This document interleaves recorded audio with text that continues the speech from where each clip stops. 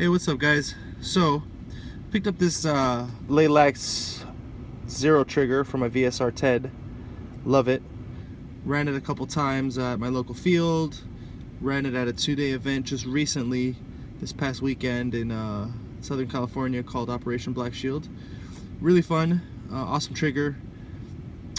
One thing, a little pricey, but one thing I do want to share with you guys is once I came home from that 2-day op, I decided to plink around in my backyard for a little bit.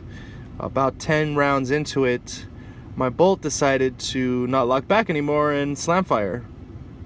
I also had a flimsy, floppy trigger that wouldn't quite go back into place. So, took it apart, looked inside, and realized that the Vsr return spring snapped. There it is, right there in the middle, right in there. So it's a S style spring, and the other point is this bar right here, and that snapped on me. So kind of sucks. It's such an expensive trigger box. Had a spring that is made out of some cheap metal. But anyways, I did check some forums, saw that it's a known issue. It's kind of fairly common. Action Army, the company that makes the clone version of this trigger, they produce a spring replacement kit for this.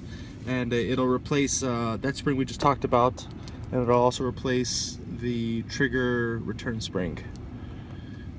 So I was able to find one of those in the States, picked one up.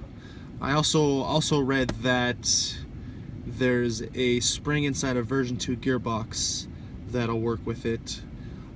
I know nothing about AEGs, so if you guys know what spring that is, again, it's a small S style spring.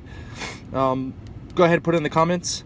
I'm also going to go to my local airsoft shop tonight and see if they have one of those springs lying around in the back, and then that'll work. I'll also be doing a disassembly video and showing you guys how I change this.